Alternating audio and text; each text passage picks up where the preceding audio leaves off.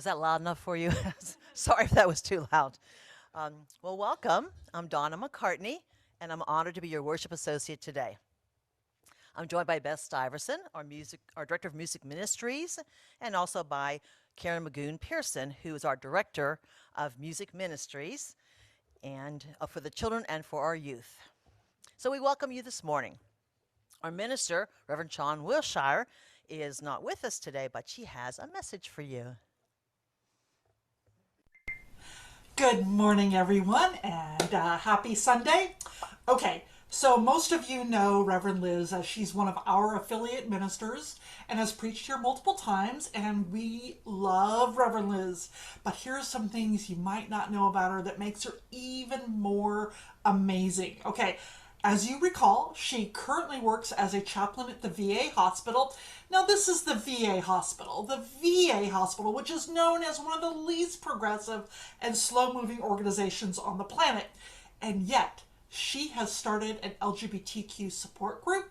She started a women's spirituality group, and she redesigned their chapel to be interfaith. This woman is moving and shaking. She's out there representing Unitarian Universalism and OCUUC in the world in the most loving, grounded, and supportive way that makes us all proud that she is one of our affiliate ministers. Oh, yeah. So have a fabulous time with our fabulous Reverend Liz, and I'll see you next week.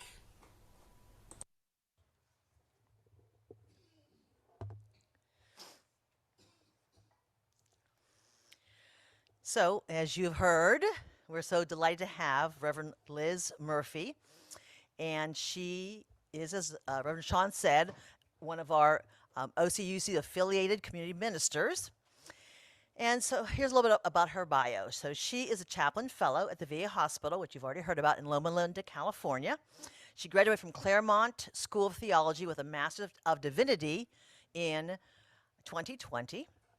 She previously worked as the Interfaith Programs Assistant at the University of Southern California Office of Religious and Spiritual Life, and as well as a chaplain intern at Cedars-Sinai Medical Center. And originally from Pittsburgh, which we have in common, and other members of our church are also from that area. So she lives in Monrovia, California with her wife, Hillary. So welcome, welcome, Reverend Liz. We're so happy to have you. So we'd also like to recognize the many volunteers that have helped to put this service together today. We respectfully recognize that our church property rests on Ahashiman and Tongva land. As Unitarian Universalists, we have many different beliefs, but we are one loving community. We are bound together not by a common set of rules or beliefs, but rather a covenant. A covenant is simply a promise that whatever our beliefs, we accept one another and encourage each other to spiritual growth. We affirm that all life has inherent value and that all existence is interconnected. We strive for justice and compassion in our deeds and our relationships. And we are committed to creating a welcoming community without regard to the traits that sometimes divide people. To our roomers, we invite you to silence your cell phones. And for our Zoomers, good morning, hi, welcome. We invite you to say hello in the chat. So I want to extend a special welcome to visitors. If you're seeking a spiritual home, we hope you'll find it here. Later in the service, we will have an opportunity for you to introduce yourself if you'd like to do so. We begin our worship service with lighting of our chalice. And this morning, I'm going to invite Sarah Hunter up, and we didn't have a chance to well, you can stay there for a second while I tell people the wonderful things about you. If you want to come on up. Either way. But what I want to say as a precursor is we had a little snafu before I got started, and I totally forgot to find you and go through but she's an old hand at this, so. In any case, Sarah Hunter. She's going to light our chalice today, and she joined OCUC 8 years ago after she and her husband, Rob, moved from Atlanta. So Sarah says, all of our children and grandchildren live in Atlanta, and we didn't know anyone in California. OCUUC became our family. So Sarah's been on the board and participates in many other committees and groups. And as many of you know, she's very modest about her contributions. She's the one who put together the slideshow for us today. So round of applause for Sarah Hunter. Come on down. No. You want to come on up on the stage here or be from there? Either way. Oh, okay. Thanks. Hi, Reverend Liz.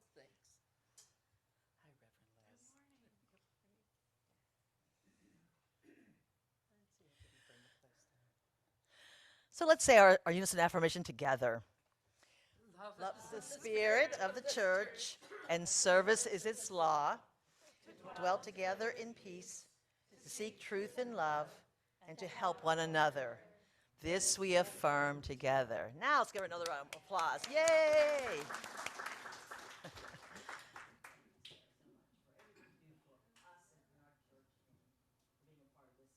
This family for so long. And I understand that we may be having you go back to Atlanta at some point, so we'll be very sorry to lose you because you're such an asset to our church. But you can join on Zoom. Okay. So it's time now for our opening song. Please rise in body or spirit as we sing Spirit of Life by Carolyn McDade.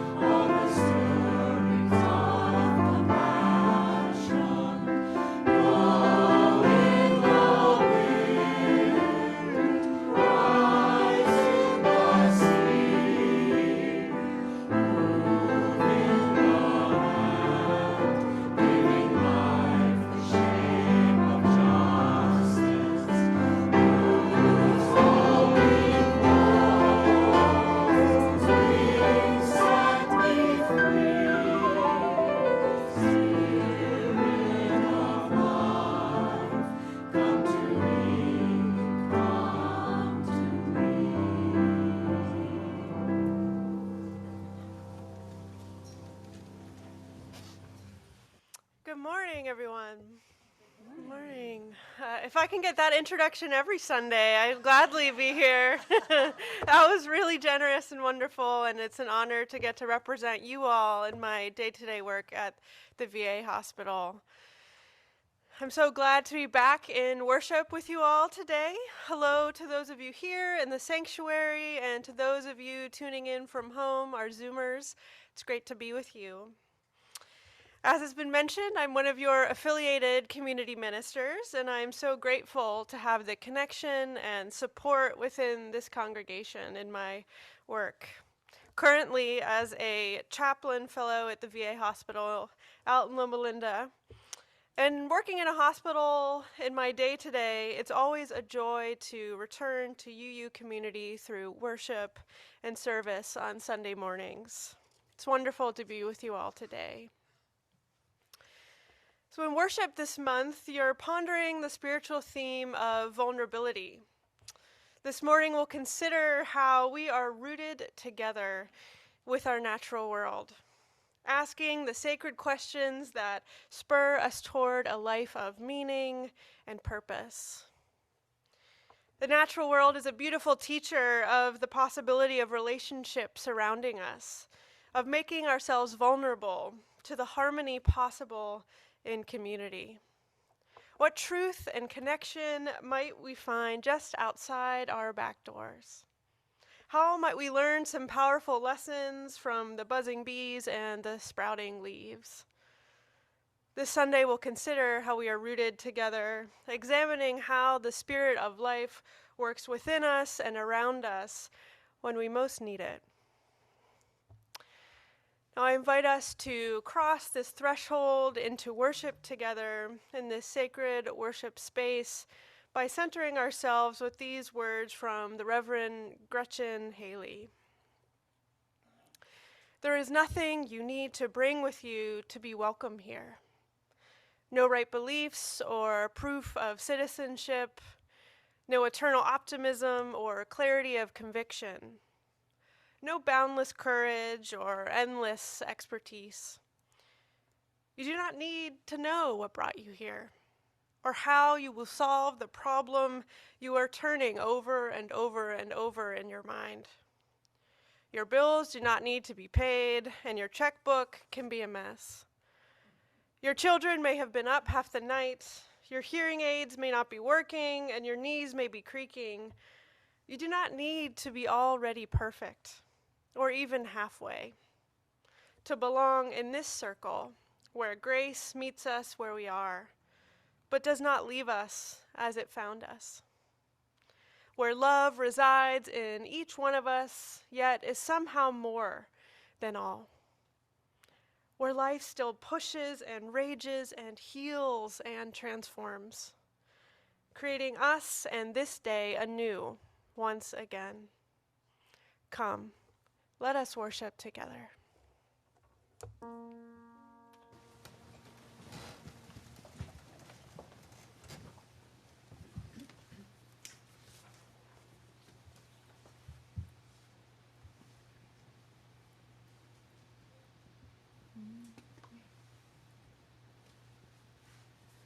Put your roots down, put your feet on the ground. Can you hear what she says when you listen?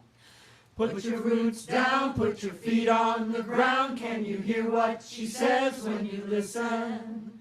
'Cause the sound of the river as it moves across the stones is the same sound as the blood in your body as it moves across your bones. 'Cause the sound of the river as it moves across the stones is the same sound as the blood in your body as it moves across your bones.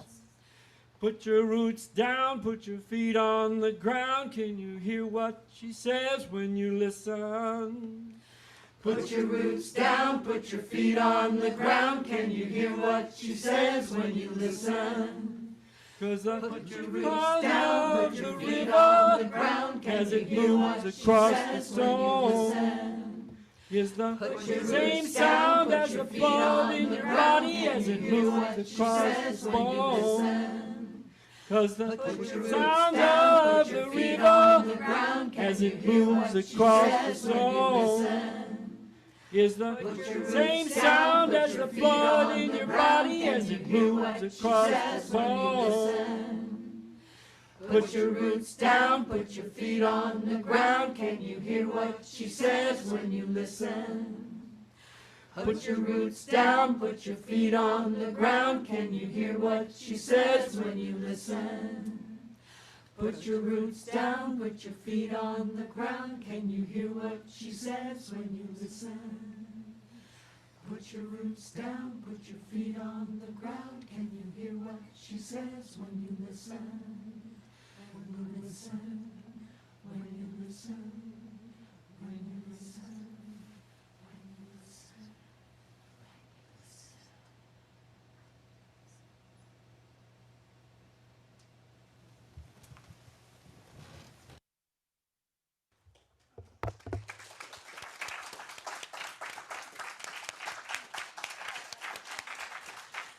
Well done, so fabulous. So, Right now, we're going to have Karen Magoon Pearson, the Director of Religious Education for Children and Youth, come up and do our Time for All Ages. Karen?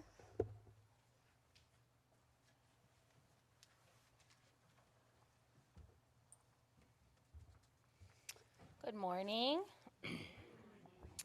I want to start by thanking Reverend Sean for finding this story for us today, because it was really perfect when I read the description of the service. All right, Apple and Magnolia by Laura Gell and Patricia Matola. Britta's two favorite trees, Apple and Magnolia, were best friends.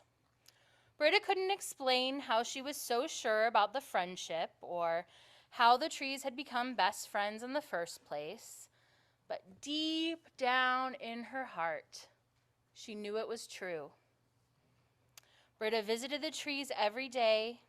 She watched Apple give Magnolia gifts and saw Magnolia wave at Apple. Britta danced along as the two trees swayed together under the stars. Dad said, nicely, that he didn't think trees could be friends. Bronwyn said, not as nicely, that trees absolutely, positively could not be friends. But Nana said, unusual friendships can be the most powerful of all. Then one day, Magnolia's branches started to droop. Her bark grew patchy and gray. Her leaves turned brown instead of yellow. Dad said, nicely, that he didn't think Magnolia would survive the winter. Bronwyn said, not as nicely, that Magnolia absolutely, positively would not survive the winter. But Nana asked if Britta had a plan to help Magnolia. Britta did. She tied a string with 2 cups so that Apple could hear Magnolia's sighs and Magnolia could hear Apple's sweet whistling songs. And Britta wrapped a long scarf between the 2 trees so that they could feel each other's warmth through the cold winter months. She hung a strand of lights between Magnolia and Apple so that they could see each other, even on moonless nights. One morning, Britta looked at the limp string, the sagging scarf, and the drooping lights. Was it her imagination? Or were the 2 trees closer together than they had been before? Britta measured the distance between Magnolia and Apple. Each morning, she measured again. Dad said, nicely, that he didn't think the trees were growing towards each other. Bronwyn said, not as nicely, that the trees absolutely, positively were not growing toward each other. But Nana helped Britta make a chart. The measurements were definitely getting smaller. And deep down in her heart, Britta felt a seed of hope start to grow. In the spring, Apple's small pink flowers arrived right on time. Magnolia's didn't. But every day, Britta's measurements grew smaller and smaller, and her hope grew stronger and stronger. And when Magnolia's first blossom appeared, Britta's hope blossomed too. And when the hundreds of pink magnolia flowers burst into bloom at last, Britta made pink necklaces for both trees to celebrate. Dad said, nicely, that he didn't think Apple had helped Magnolia survive the winter. Bronwyn said, not as nicely, that Apple absolutely, positively did not help Magnolia survive the winter.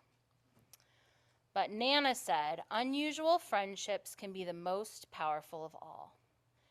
And deep down in her heart, Britta knew it was true.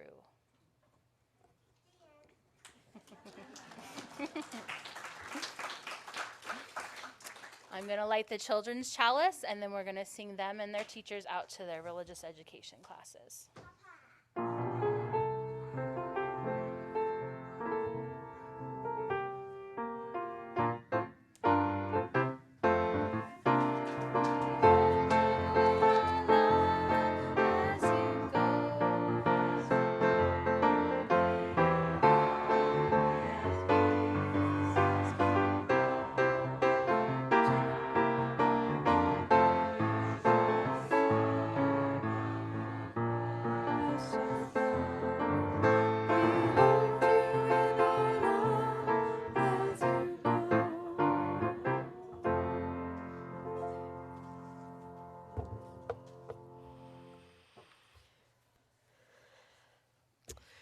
Invite us to take a few moments now to quiet our minds and our bodies with a guided meditation.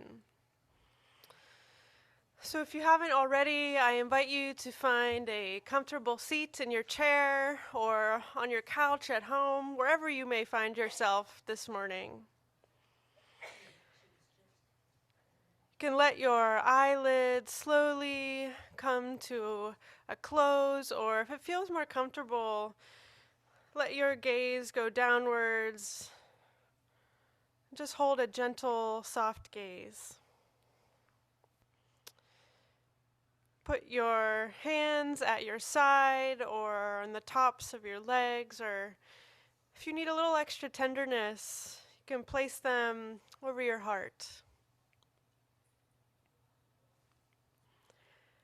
We'll turn to the guided meditation by the Reverend Dr. Victoria Weinstein.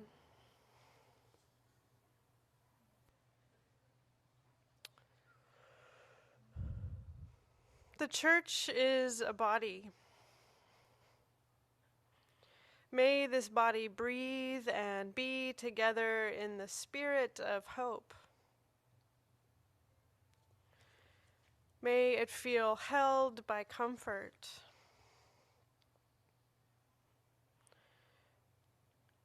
Those who seek consolation, may they find it in the solace of this moment.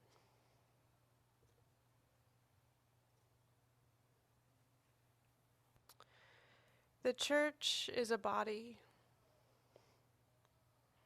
It is as strong as all the people who have ever gathered within its walls.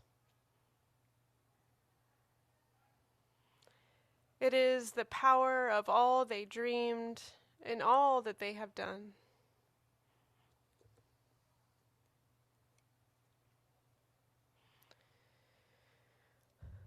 The church is a body. It is as vulnerable as the most newborn and untried of its members. It is ancient, and it is ever new.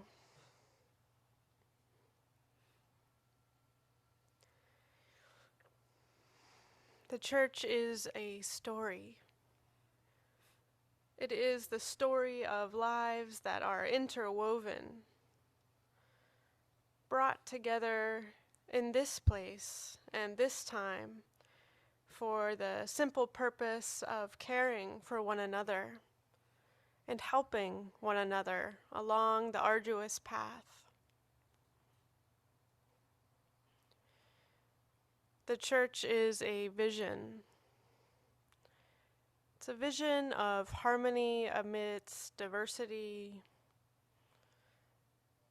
It is a vision of reverence for all of creation. It is a vision that beckons us beyond the concerns of our own bodies.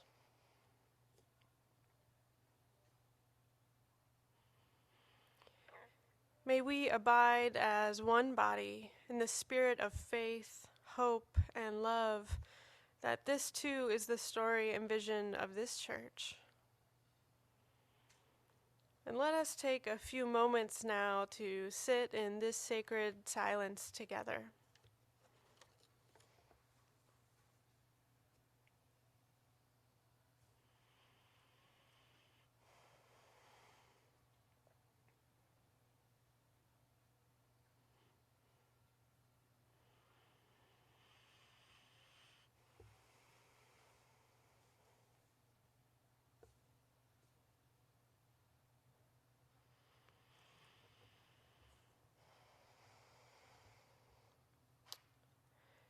May you take these words and this moment with you through the week, offering yourself and your community more love as you journey through the days ahead.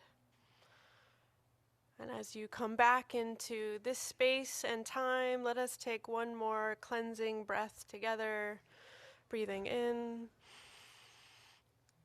and out. May it be so, blessed be, and amen.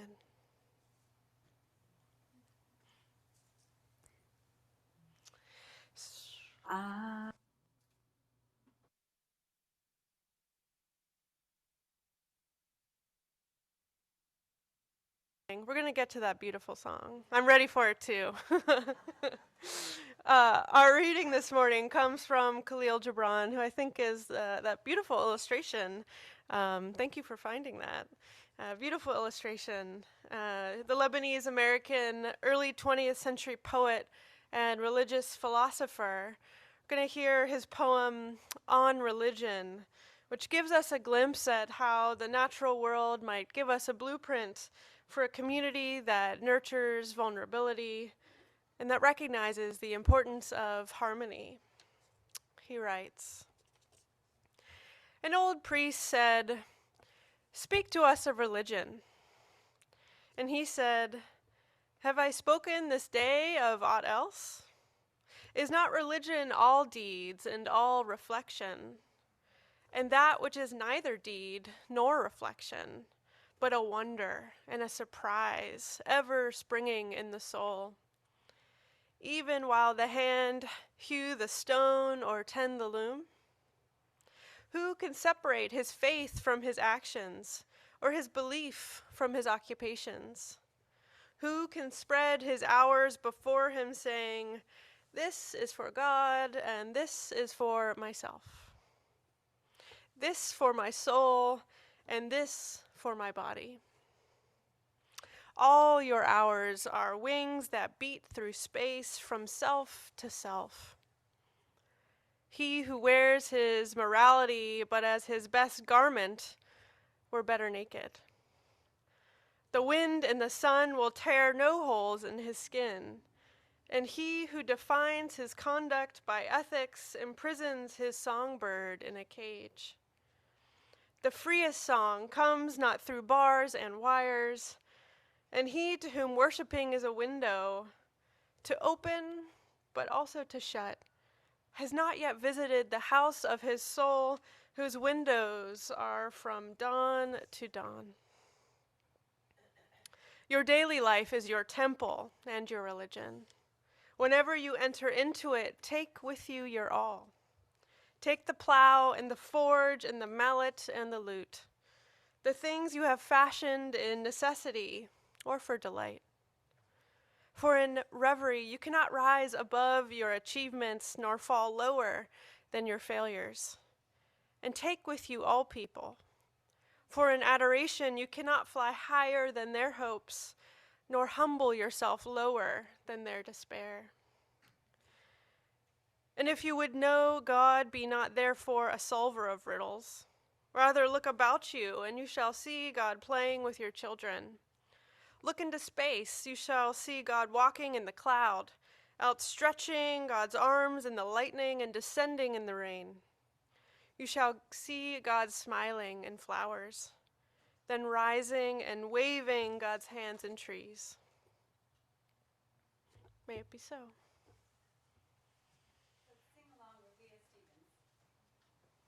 I'm listening.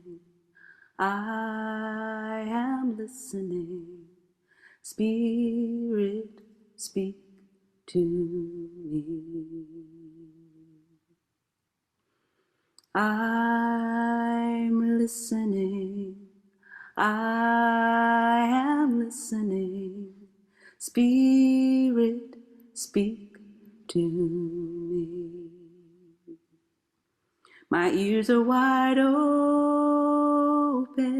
My eyes are now open to see what I may be. I'm listening.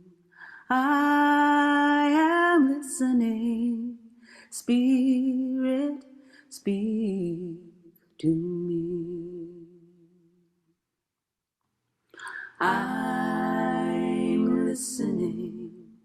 I am listening. In this moment of Spirit, speak to me. I can hear the voices of all my kin. I'm listening, singing. I am listening, the tweeting and howling into the wind.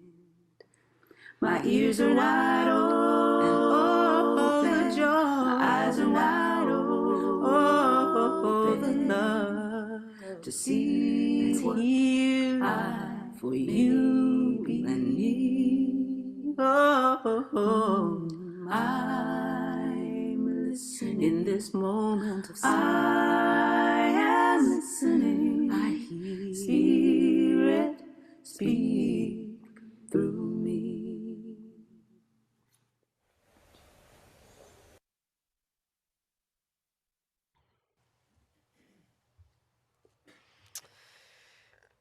I've been spending a lot of time these last few months on my small fenced concrete patio, tending to my growing assortment of plants. Maybe some of you have been doing the same. So this tiny patio and these small plants of mine have given me such a sense of purpose, especially during these last couple of years. My wife and I, we've got some succulents, a flowering bush, an aloe plant, and a very young potted lemon tree. Potted lemon tree. I don't know if it's plotting, but let's hope not. It is potted, though. In this daily act of care for these little green things, some prickly, some fuzzy, some colorful, some dull, has become an important spiritual practice amid all that has changed in our world and all of the emotions that we have perhaps felt: grief and anger, sorrow, surprise, joy. And our reading today, I think, gives us a lesson that God or spirit or essential connectedness reside in these everyday practices. Our interconnectedness, our harmonious relationship to the world around us is far more expansive and bright than we could ever imagine. And I think it's all too easy to forget that. Going back to our reading, Gibran writes, "Your daily life is your temple and your religion. Whenever you enter into it, take with you your all." He encourages us to remember that the ripples of the Spirit are all around us. He writes, "Look about you, and you shall see God playing with your children. And look into space, and you shall see God walking in the clouds, outstretching God's arms in the lightning and descending in the rain. You shall see God smiling in flowers, then rising and waving God's hands in trees."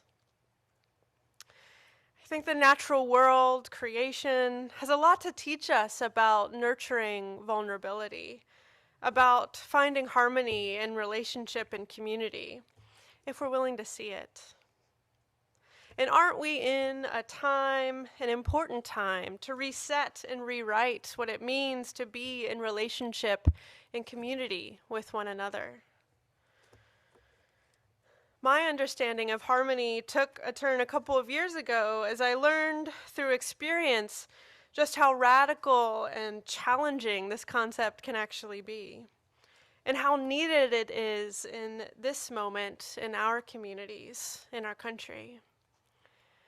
And yes, I learned about radical harmony through the dirt, through the plants in our yards, not unlike our story for all ages today. You see, I learned that in some biospheres, the plant life exists as a collective. When one species or section of species has an overabundance of resources, and it notices that another section or another species has too little, that group of flowers or trees or grass, whatever it may be, will share that overabundance through its roots. Can you believe that? Maybe some of you here who are scientists, biologists, environmentalists are like, yeah, duh, thank you for reminding me.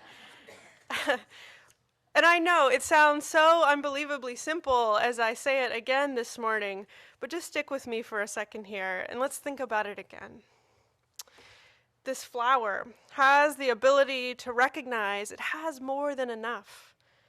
And then it has that ability to share that resource with its neighbor, who might be 10 feet taller or 20 shades bluer or much pricklier in texture. And it doesn't. It doesn't. It shares with other beings different from itself and its species merely because it can. No questions asked or strings attached. I think there's something prophetic about that, something sacred. And it's also a much needed reminder during this time when our lives depend on trusting one another. When any illusion of rugged individualism has come crashing down. When we're giving up certain comforts, certain privileges for the benefit of the rest. When we pull back from some of the things we've been taught to expect in the world, whether that is that we are alone, that we're never good enough, that asking for help is wrong, we just might be surprised what we find. When we trust in the world around us, when we trust in drawing the circle wider, we might just find a sense of connectedness, of calm, of centeredness. And our 7th UU principle calls us to respect the interdependent web of all existence of which we are a part. It's a recognition of that great love that holds us all in life, human and plant alike. And aren't we in a time when we could use a little more beauty, a little more harmony? In thinking about vulnerability in relationship this week, I recall the time when I was able to really feel that principle playing out in my life. When I was able to allow creation, nature, to share its overabundance with me when I most needed it.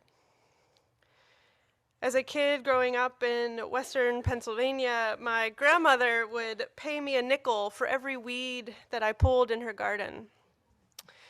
In the summer heat, I would mountaineer my way up her steep, sloping garden, her leather gloves falling off my small hands, her weed digger resting tightly in my left hand and her squishy knee rest in my right.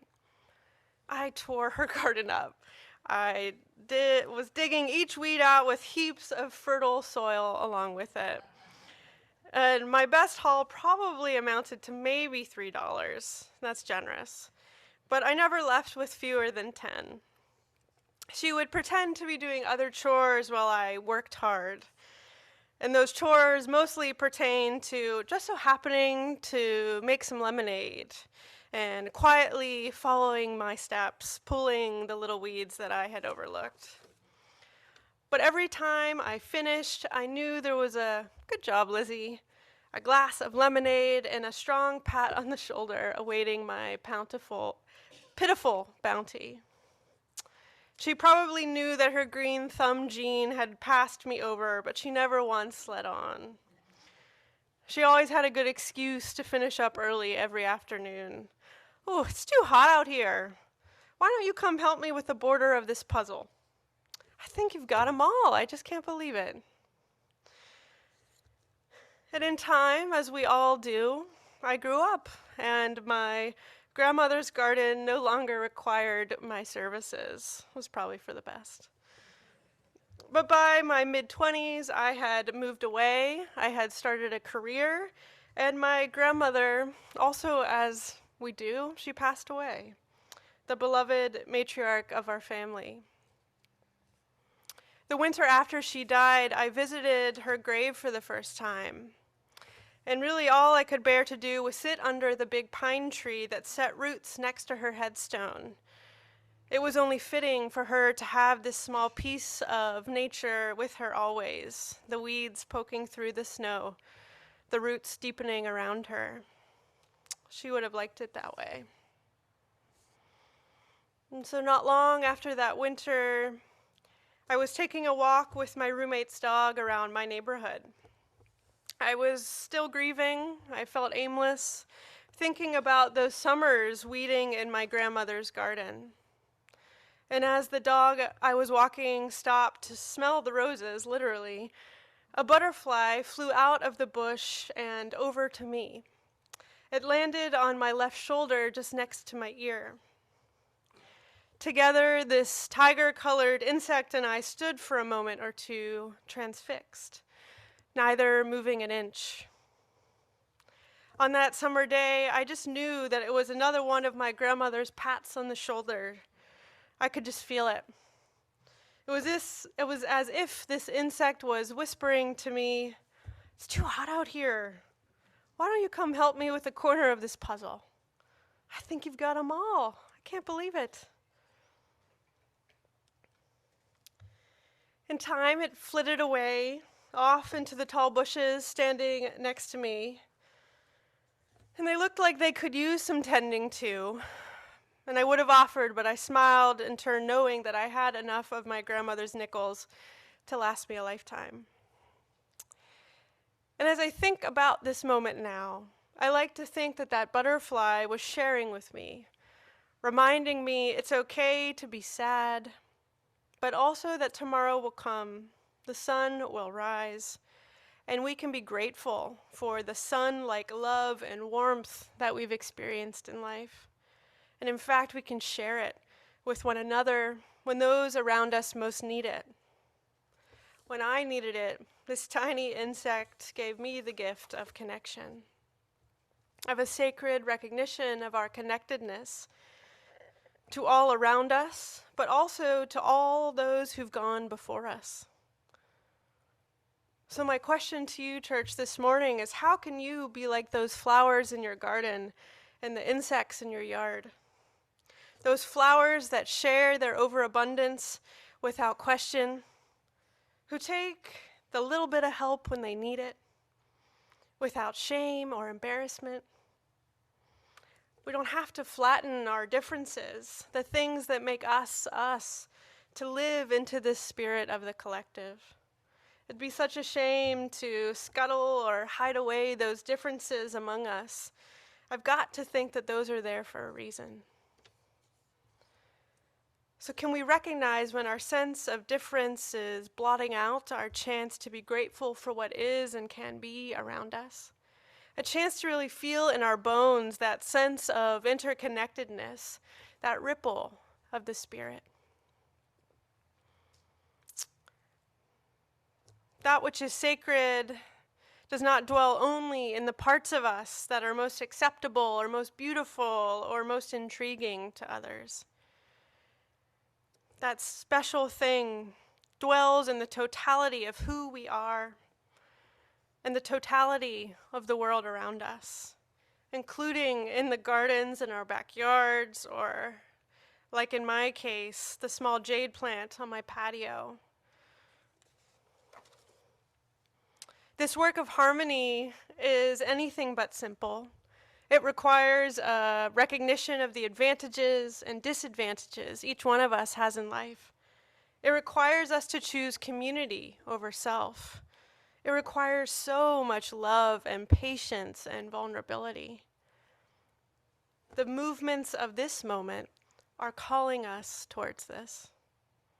And so this morning, I invite you to consider how you are responding to this call of radical harmony. I pray that we may model the way that creation recognizes that we're all connected by our roots on this planet. And those roots are made for connection, are made for sharing, are made for the collective that we embody. The ripples of the Spirit connect us to the grand love that surrounds us and is within us always. May it be so, blessed be, and amen. Thank you. Thank you so much for that wonderful message. Please rise in body or spirit as we sing For the Earth Forever Turning.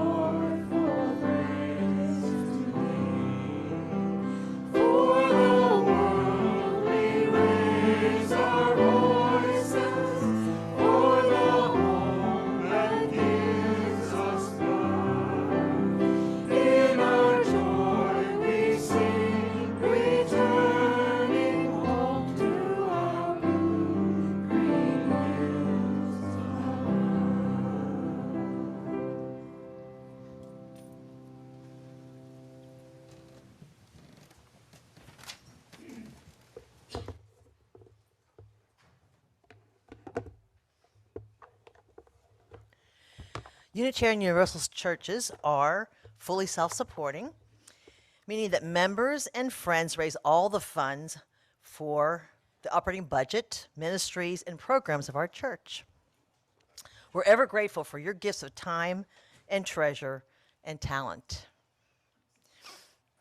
OCUC amplifies the spirit of generosity by sharing one half of the plate we receive with an organization that shares our values. This month, we are sharing the plate with Stand Up for Kids Orange County. It'll come up there in a second. Technical difficulties. But you've seen this group before because we've been supporting them quite a bit in the past.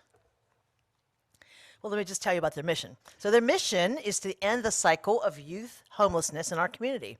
They work to provide basic needs, housing, mentoring support, care and love to at-risk and homeless youth ages 12 to 24. Here at OCUC, we are strong social justice advocates and are honored to be able to support the vulnerable youth in our community by sharing the plate with Stand Up for Kids Orange County. And there it is. Yay. So there are multiple ways you can support the church and this organization. You can mail a check. You can go through our website, or you can use an app called Vanco Mobile. The choice is yours. It'll be up here in a second. So all the information is on the website, should you need it. And as always, thank you for your generosity.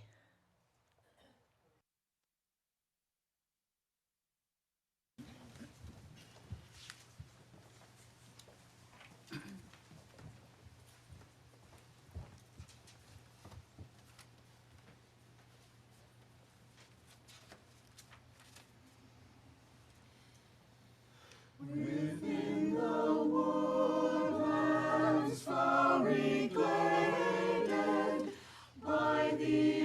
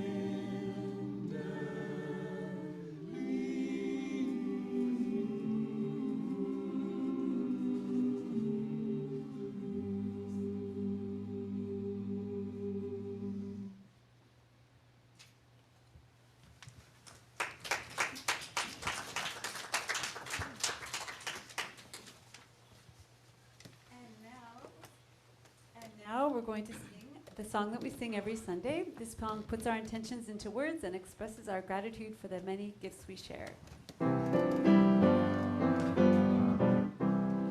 Gather together, we gather as one, for peace, love, and justice for everyone. We give from our hearts to show that we care. We can change lives with what we share. Thank you. So now is a time when we honor the important events in our lives. You're invited, one and all, whether you're a member, a friend, or a visitor, to participate in our weekly ritual of joys and sorrows. So let's take a deep breath. Perhaps you're here today holding something close to your heart, moments from the last days or hours that have struck you at your core. If you'd like to honor such a profound joy or sorrow, you're invited to do so. If you're a roomer, you're invited to come forward to light your candle with Laurie Kluge, our pastoral care assistant. If you would like to share your joy or sorrow, you can write it out on a slip of paper that Sandy is holding right there. You can raise your hand if you'd like to do that, and she will bring it to you. And then I will read out those later on. If you're a Zoomer, you are invited to write your joy or sorrow in the chat. And once the roomers are done lighting candles, I'll read all the joys and sorrows shared out loud as Laurie lights candles for you Zoomers at home. So as the music is played, I invite you to silently offer healing or celebration as you feel called and according to your own beliefs.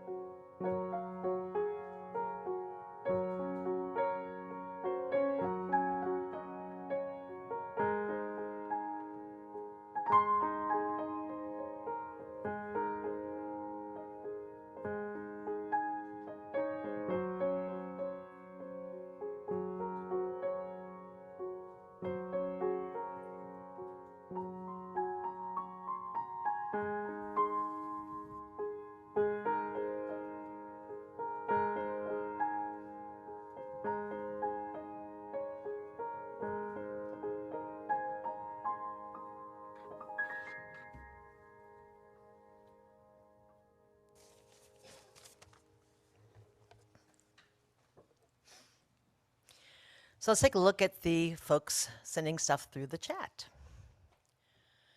I got some more added on here, so I looked last time. So this one here is from Linda Klog. I'm not sure if I'm saying her last name right. What is it? Okay. Thank you. So she says, please light a candle of joy for the memory of the kind and compassionate father of my children, Robert C. Clausen, whose 89th birthday is tomorrow, and for all the years he was in service to this church. Thank you, Linda. Joan Ashley says, happy 33rd anniversary to us yesterday, and happy birthday to me today. Happy birthday, Joan. Barbara Schilling says, a candle of concern is for my niece who is going through a difficult divorce. Hannah Anderson says, a candle of hope, please. An opportunity for all the people who have been laid off and lost their jobs. And a candle of gratitude for all the people who've helped and supported me through many challenges over the past few years. And Marilyn Friends says, I have a joy. I'm thankful for the hybrid service that allows us at home to join the congregation in Daniels Hall. And I'm also thankful for my successful hip replacement surgery, as are we all, Marilyn. Thank you so much. Yay, Marilyn. And now here are the joys and sorrows from in the room. So Sarah Hunter says that she has a joy. Her sister, Mary, has come to stay with her, and she's her best friend and very generous with her love and time. So, wonderful, Sarah.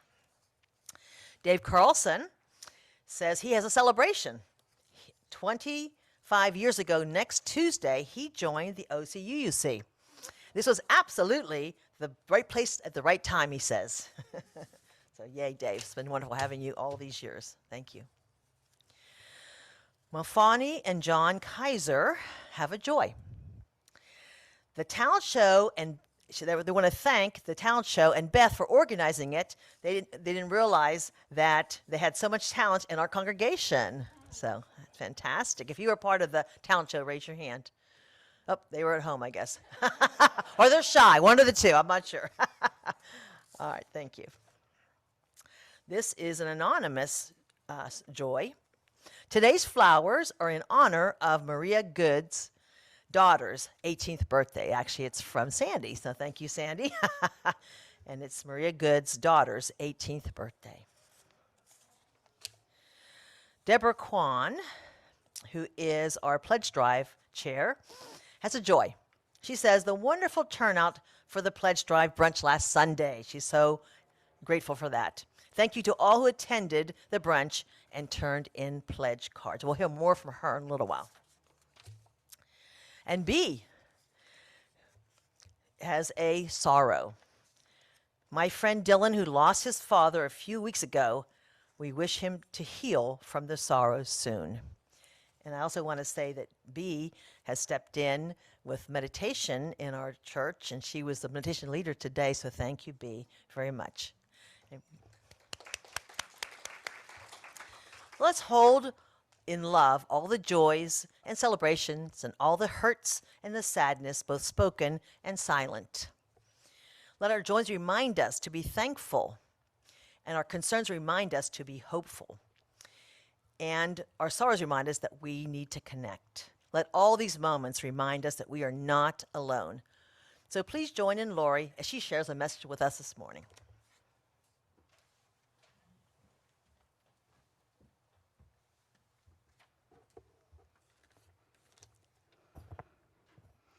A piece by Tom Schade.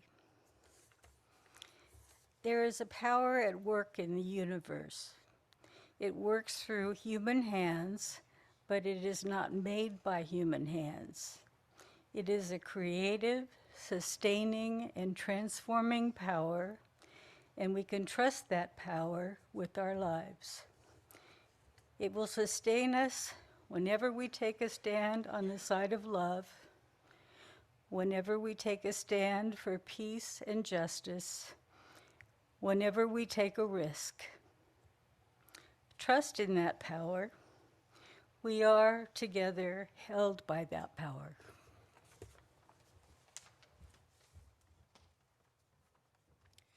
Thank you, Laurie.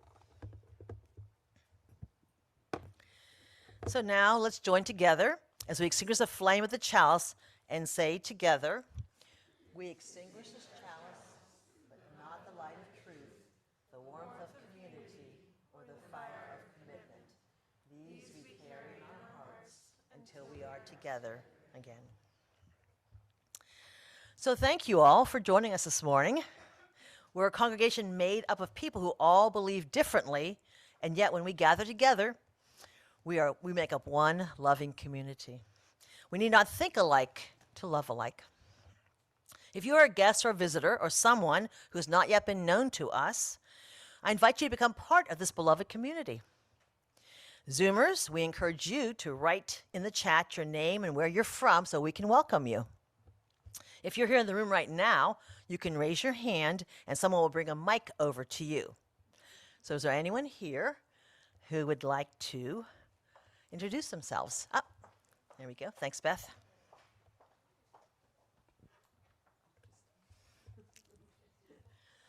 I'm Carol Rowan. Oh, can you hear me? I'm Carol Rowan. I'm from Roanoke, Virginia congregation, and my husband and I are on a road trip across the country, and we've landed here.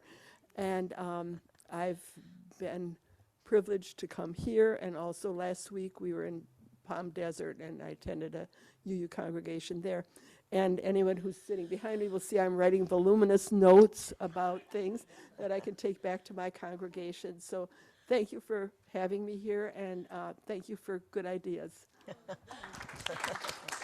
And thank you for coming and joining us today. It's lovely to have you. Hi, everybody. I'm Elizabeth, and this is my first time ever at a UU church, so thank you.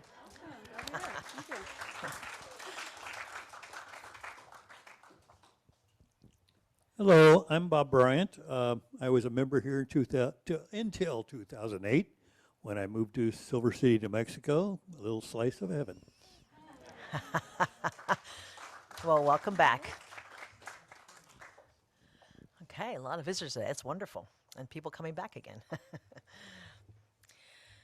So if you'd like to know more about our church, including programming for our youth and children, please contact us at hello@ocuc.org, and we'll get that screen up there. There it is. Okay, great, thanks. And we will help you get connected. In addition, we invite you to sign up for our weekly email called The Blast at blast@ocuc.org. We want everyone to feel a part of this beloved community, so please reach out and we'll get you connected. After the benediction, we'll have a short period where everyone can wave and say hello to the people on Zoom too. Go in front of the screen and say hi. After that, the Zoomers can stay on Zoom to chat if they like for a while. We invite you to check in and get to know the people in your group, Zoomers, and welcome any visitors. So, lots of cool things are happening in April. So, Passover Seder on April the 8th, and blockchain technology information on April the 16th. So, who says we're not current with what's going on, kids? Plus, all of the many, many groups and meetings are ongoing every month. You won't get bored at this church. And most importantly, this is a pledge drive time. So get those cards filled out and returned ASAP, and you'll be able to get a raffle ticket and have your name drawn for a prize. And Deborah Quam will come up and do that right now, for those of you who are early birds and on top of it. We love early birds. We do.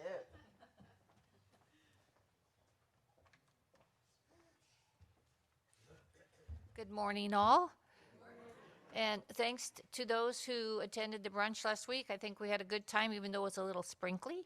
And it was a great turnout. I had a lot of pledge cards turned in, so thanks to all who were able to attend and get their pledge cards in. But there's still plenty of time to get a pledge card in and win a prize. This year we're doing something a little different. So as you give to us, you have a chance to win a nice prize. So everybody who has turned in a pledge card, either online or a physical pledge card by today, has a raffle ticket in here. And I'm going to pull one of these out today, and you'll be receiving a $50 Visa gift card to be used however you wish. Last week's winner was the fabulous Barbara Morahiro. Okay. So I'll be at the pledge drive table this morning. If anybody hasn't had a chance yet to pick up their pledge card or needs to get that still, you may also pledge online. I put the link to that in the blast, this week's blast. Just click the link, take you right to the pledge card and information about the drive. So you can do it that way as well. And if you did pledge online, rest assured we put a ticket in here for you, so you can be eligible.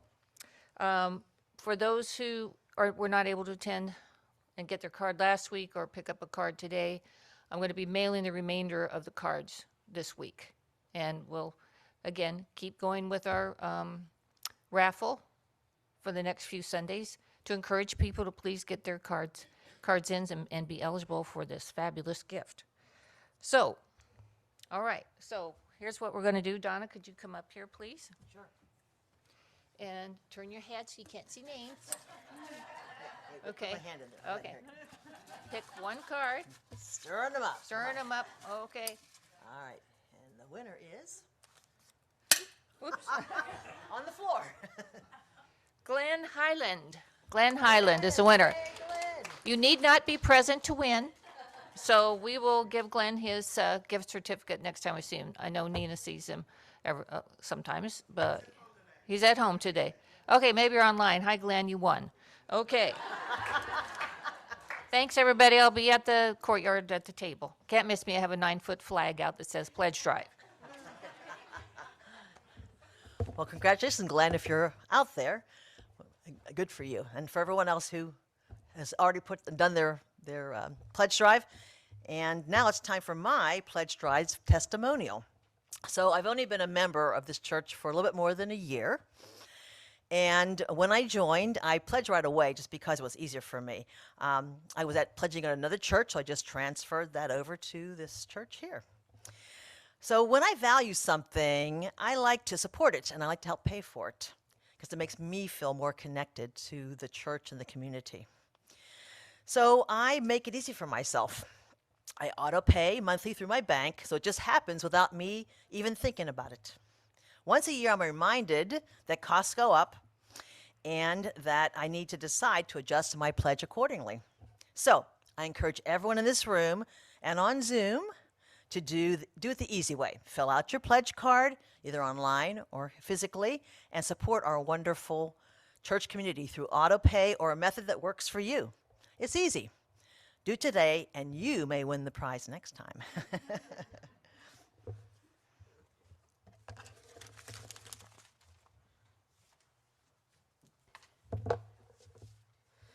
All right. There's so many good things happening in this congregation. It's wonderful to see it all blossoming and growing, and I so appreciate getting to be a part of your congregation as your affiliated community minister. And it's been a joy to be with you all this morning. Thank you again, as always, for the warm welcome and reception. And I extend my gratitude particularly to Donna and Beth, the choir, Steve and the whole tech team, those at home, Sarah, everyone who helped make today possible and so beautifully. Thank you. Now let us say our closing prayer, the benediction. May this day be a reminder that we are rooted together here on earth. Our interdependence is fundamental to our very being. May we blossom into being new ways of living alongside one another, growing more love, more compassion, and more justice wherever we go. Go in peace. May it be so, and amen. Let us go out and all do our part. Let us go out, bring joy to each heart. Let us go out with indifference destroy. Let us go out with joy. Let us go out and all do our part. Let us go out, bring joy to each heart. Let us go out with indifference destroy. Let us go out with joy. Let us go out with joy. Let us go out with joy. This service is over. May our service continue.